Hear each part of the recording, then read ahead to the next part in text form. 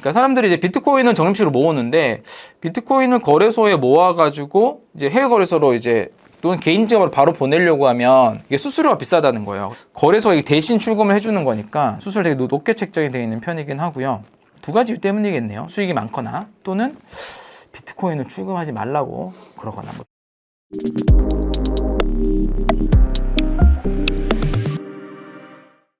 안녕하세요. 이장우의 머니플랜입니다. 네, 반갑습니다. 이번 시간에는요, 여러분들한테 조금 더 실질적인 도움을 드릴 수 있는 거, 여러분들이 좀 더 궁금해하는 것들을 몇 가지 질문들을 모아서 좀 가져왔습니다.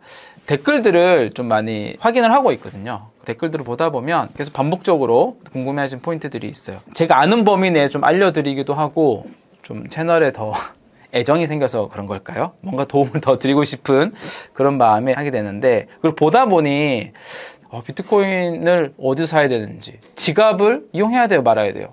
세금이 도대체 어떻게 되는 거죠? 거래소 망하면 내 자산 어떻게 되나요?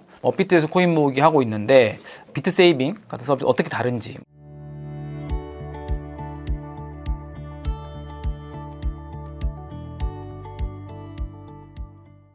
뭐 이런 것들을 물어봐 주셔서 저도 이제 준비를 하면서 제가 뭐 하루 종일 트레이딩 하는 건 아니니까 최근에 업데이트된 것도 모르는 것도 있을 수도 있고 하거든요. 저도 좀 하면서 최근 기준으로 좀 이제 리서치가 된 것도 있고 해서 오늘 그런 관점으로 알려드리도록 하겠습니다. 아무래도 저희 채널이 오랫동안 투자하셨던 분들이 비트코인을 장기 투자하시려는 분도 있고, 알트코인 막 투자하다가 뭐 실패 좀 하고 비트코인 다시 장기 투자하시려 넘어오신 분도 있고, 애초부터 이제 코인 투자가 처음이신 분들도 있어요. 이런 분들도 있고, 그런 분들이 비트코인 투자를 어디서 해야 되는지 기본적으로 이런 것들부터 궁금증이 있어요. 그래서 제가 간단히 한번 정리를 해봤는데요. 아시는 분들도 한번 쓱 리마인드 해보면 좋으실 것 같아요. 비트코인 어디서 사냐? 거래소에서 삽니다. 너무 쉽죠. 근데 거래소가 크게 한 두 가지 정도가 있어요.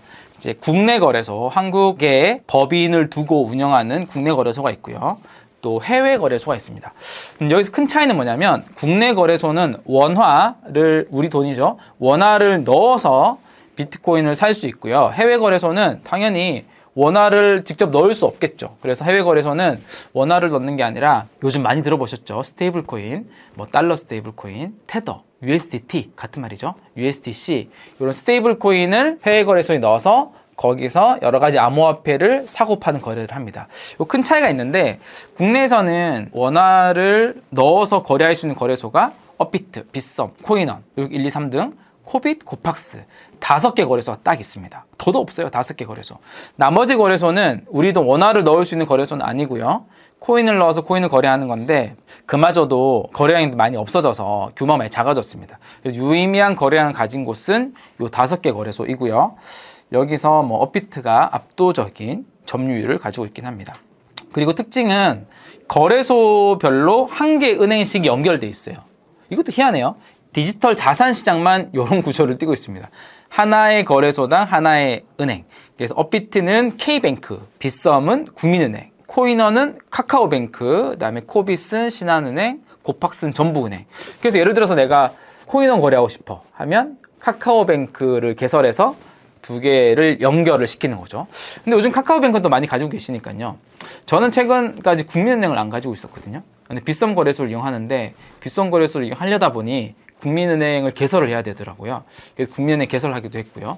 어떤 사람은 K뱅크를 안 갖고 있는데 업비트 거래하기 위해서 K뱅크를 개설해서 2개를 연결해서 쓰는, 이렇게 합니다. 근데 국내 거래소의 특징은 국내에 가상자산 관련한 법도 있고요. 이용자 보호법도 있고, 그 외에 여러 가지 이제 국내 법들이 있잖아요. 이 법에 의해서 나름대로 보호를 받죠. 누가? 이용자들이. 그러니까 국내 법을 지키면서 국내 사업자들은 비즈니스를 해야 되잖아요.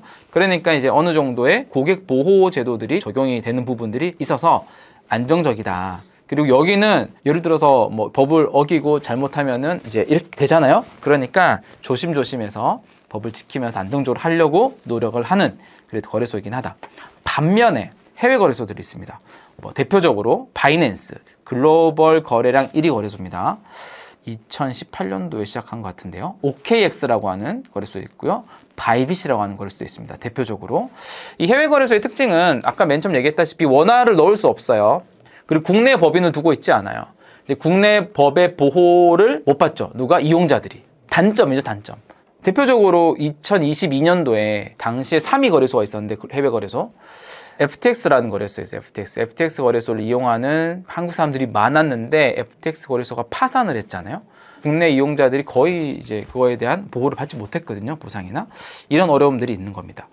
대신 해외 거래소들은 국내 거래소보다는 상장 코인 종류도 많고 파생 상품이나 선물 거래가 가능한 매력이 있습니다. 그래서 해외 거래소 이런 리스크가 있음에도 불구하고 이제 코인 종류도 많고 여러 가지 다양한 리스크가 있는 투자 옵션들이 있다 보니까 이제 이용하는 경향들이 있습니다. 그런 사람들이 글로벌에 다 있으니까 유동성, 거래량도 많습니다. 요런 이제 특징들이 있다. 크게는 해외 거래소도 한 두 가지로 나뉘긴 합니다.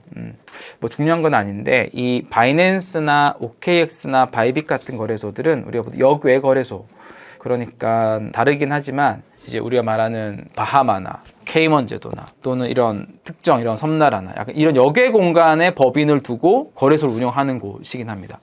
근데 이 거래소 말고 뭐 코인베이스는 미국 나스닥에 상장되어 있는 거래소잖아요. 이런 거래소들은 미국 내에 설립된 법인이고 미국에 있는 법에 의해 관리를 받기 때문에 상대적으로 안정적인 부분이 있긴 하죠. 그래서 해외 거래소 중에서도 이런 역외 거래소가 있고 특정 국가에 완전히 들어가서 그 나라의 법을 지키면서 운영되는 거래소가 있다.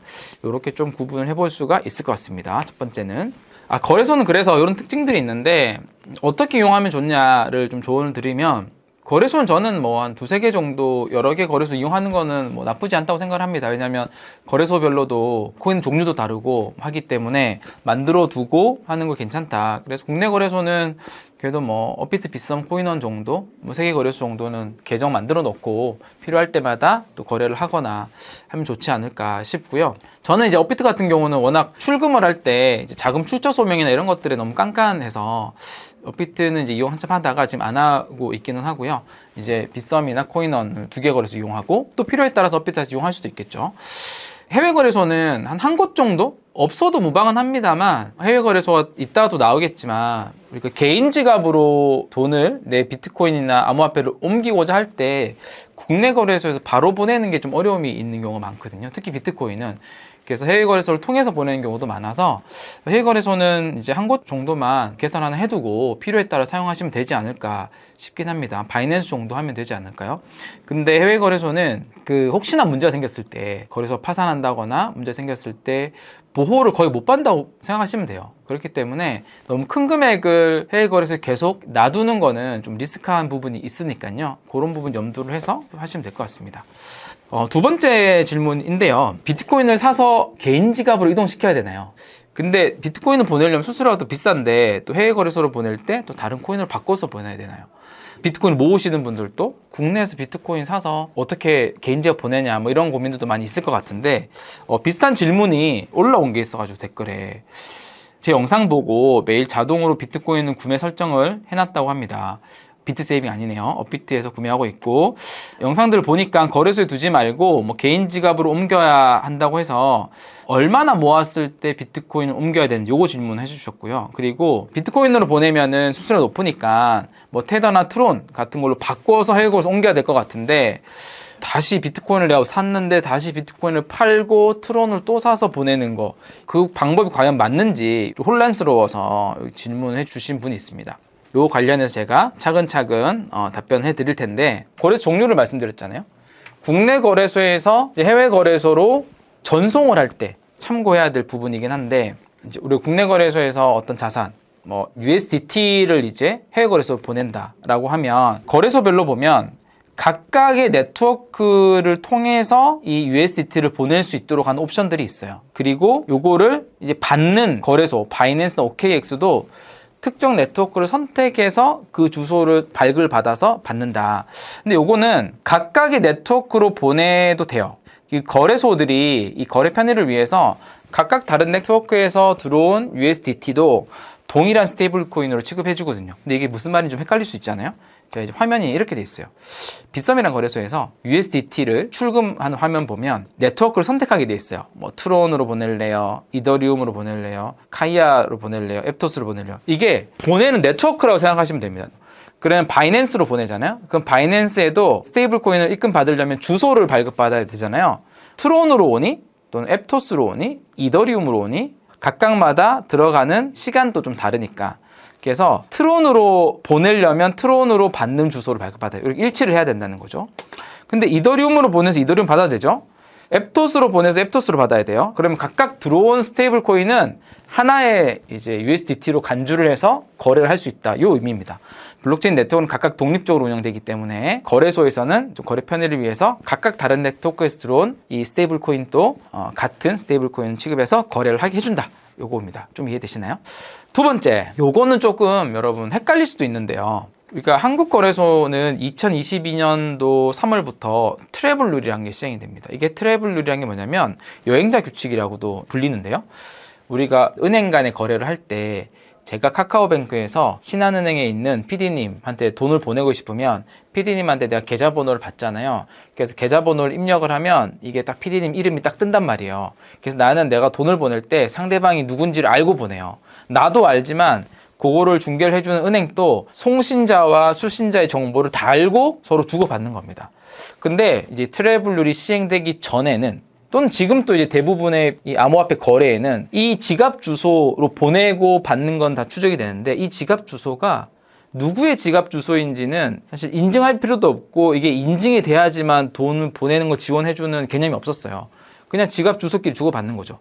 지갑 주소끼리 거래 내역이 있는데 이게 누구 지갑인지 몰라. 그러니까 상대방이 누군지 모르고 지갑 주소만 알고 보내는 거죠. 대부분 모두가 다 그런 거였죠. 근데 트러블 룰이라고 하는 제도가 생기면서 지갑 주소가 누구의 지갑 주소인지 인증이 된 것끼리만 거래를 하게끔 법이 바뀌었습니다. 그렇기 때문에 우리가 거래소에서 거래를 할 때는 굉장한 좀 복잡성이 생기기도 했는데요. 어쨌든 간에 이렇게 법이 만들어졌으니까 이게 특정 금융 정보의 보고 및 이용 등에 관한 법률, 우리 표현으로 짧게 특금법입니다. 특금법 개정안에 있는 트래블 룰입니다. 이 거래소마다 좀 달라요. 그래가지고 헷갈릴 수가 있는데 한번 거래소별로 들어가서 하는 걸 보겠습니다. 업비트 고객센터에 들어가면 여기 입출금 가능한 가상자산 사업자 리스트 여기 있잖아요. 여기 보면 여러 거래소들이 나옵니다. 여러 거래소들이 뭐 트래블룰 연동 거래소도 있고요, 계정주 확인 연동 거래소도 있고요, 그다음에 뭐 위험 평가 통과 해외 거래소도 있고요. 이 거래소마다 서로 주고받는 환경이 좀 다른데 이게 뭐냐면 여기 트래블룰 솔루션 연동 이제 바스프 가상자산 사업자를 읽었거든요. 요 거래소입니다. 거래소도 있고 그냥 코인 서비스도 있고요. 대부분 국내 서비스입니다. 국내 가상자산 사업자들인데요. 타인의 계정으로도 자산을 전송할 수 있습니다. 타인의 계정으로도. 이해되시나요? 여기 계정주 확인 연동 이제 바스프라고 있죠. 여기 뭐 바이낸스 포함해서 OKX 게이트 있죠. 특히 바이낸스 있죠. 여기는 본인의 계정으로만 돈을 주고받을 수 있습니다. 본인의 계정. 그러니까 업비트의 이장우 계정과 바이낸스의 이장우 계정끼리만 주고받을 수 있어요. 그러니까 내가 업비트의 이장우 계정에서 돈을 보낼 때 PD님의 바이낸스 계정으로 돈을 보낼 수 없다라는 거예요. 요 리스트업이 되어 있습니다. 업비트는 그렇습니다. 네. 그리고 반대로 또 이제 받을 때 있잖아요. 받을 때. 그 설명이 여기 출금 방법에 있네요. 트래블룰 연동 솔루션끼리는 본인 타인 계정으로 다 받을 수 있고, 본인 계정주 확인 서비스, 요 바스프 있죠? 요 거래소들은 이제 본인 계정만 가능하다. 요렇게 이해하시면 됩니다. 입금을 받을 때 있죠. 입금. 내가 업비트고요. 누군가 나한테 돈을 보내주는 거예요. 요것도 여러 가지 유형이 있는데요. 기본적으로는 여기 트래블룰 솔루션 요 기업 빼고는요. 요거 빼고는 나머지는 다 본인 계정에서만 보내야 내가 받을 수 있다는 거예요. 제가 업비트 사용하고 있으면 바이낸스의 이장우 계정에서 업비트 이장우 계정으로 보내야지만 업비트 이장우 계정에서 이 자산을 잡아줘요. 입금을. 근데 여기 트래블룰 솔루션 연동 사업자끼리는 뭐 상대방이 뭐 이장우 계정이든 우리 PD님 계정이든 모두 이장우 계정을 보낼 수 있는 거죠. 이런 차이가 있습니다. 이게 세 개 거래소가 다 똑같으면 그나마 좀 쉬울 텐데요. 이게 좀 달라요. 빗썸까지만 방법을 좀 알려드리고 나머지는 거래소별로 들어가서 보면 되는데 크게는 제 계정끼리는 어디에도 쉽게 주고받을 수 있다. 제 계정끼리는. 근데 상대방 계정, 타인 계정이죠. 타인 명의로 주고받는 거래소들은 어떤 곳은 되고 어떤 곳은 안 된다. 이렇게 좀 이해하면 됩니다. 빗썸 같은 경우도 고객센터 들어가시면 FAQ에 있거든요. 빗썸 입출금 가능한 거래소는 어디인가요? 여기 날짜 기준이 있죠. 여기 보면 트래블 솔루션 빗썸은 여기 트래블로 솔루션 돼 있는 모든 이제 사업자들 있죠. 여기와는 다 본인 계정이나 타인 계정 모두 주고받을 수 있고요. 빗썸은 바이낸스 거래소 한 곳만 본인 계정끼리만 주고받을 수 있어요. 아까 업비트 얘기했던 것처럼. 자, 여기 화이트 리스트가 있죠. 이것도 조금 이제 어려운데요. 이 화이트 리스트는 뭐냐면 여기도 이 화이트 리스트도 이제 타인 계정까지 다 주고받을 수 있기는 한데요. 이 화이트 리스트는 본인이 만약에 코인 체크 거래소면 이 코인 체크 거래소의 본인 계정을 캡처를 하고 이미지를 떠서 빗썸이란 곳에 등록을 하고요. 그 등록한 걸 인정을 받아야 그 주소끼리는 주고받을 수 있는 꽤 불편한 방법입니다. 이렇게 좀 구분이 되어 있습니다. 여기서 더 들어가면 좀 헷갈릴 수가 있으니 아마 요거 좀 해당되신 분들이 많지는 않으니 요 정도만 좀 설명을 좀 드리고 혹시 뭐 이용하다 또 헷갈리신 부분이 있으면 댓글도 좋고요. 빗썸에 물어보는 게 제일 좋겠죠. 이렇게 거래소별로 고객센터 들어가시면 주고받을 수 있는 입출금 가능한 거래소 리스트업이 돼 있고 본인 계정끼리만 주고받을 수 있는 곳과 타인 계정까지 같이 주고받을 수 있는 곳이 나눠져 있으니까 그것을 잘 하시면 좋겠다라는 겁니다. 그리고 아까 이제 질문에 저기 있었잖아요. 트론으로 바꿔서 옮겨야 되냐. 요거가 이제 트래블 솔루션 다음에 요건데 저렇게 하는 이유가 출금 수수료거든요. 그러니까 사람들이 이제 비트코인은 적립식으로 모으는데 비트코인을 거래소에 모아가지고 이제 해외 거래소로 이제 또는 개인 지갑으로 바로 보내려고 하면 이게 수수료가 비싸다는 거예요. 그래서 거래소별로 이제 수수료를 한 번 더 리스트업을 해봤는데요. 코인원 같은 경우는 출금 수수료가 0.0008비트입니다. 비트코인 1억 5천 기준으로 하면 12만 원 정도 됩니다. 한 번 출금할 때. 엄청 비싸네요. 네. 업비트는 좀 쌉니다. 0.0002비트. 이게 3만 원. 빗썸 또 3만 원. 야, 근데 내가 뭐 이제 이걸 소액으로 해서 출금하면 이제 배보다 배꼽이 크잖아요. 그래서 어떤 아이디어들이 나온 거냐면 비트코인으로 바로 출금하지 말고 수수료가 비싸니까 또 좀 느리니까 두 가지 이유 때문이었는데요. 이제 이걸 다른 걸로 바꿔서 해외 거래소 보내라 이런 의미였어요. 그래서 이전에는 트론이 가장 빠르니까 트론으로 바꾸는데 근데 트론 같은 경우도 가책에서 변동이 되잖아요. 변동이 되다 보니까 저는 만약에 그런 이유 때문에 해외 거래소 출금을 한다면 그냥 테더로 바꿔서 나가는 게 되게 좋다.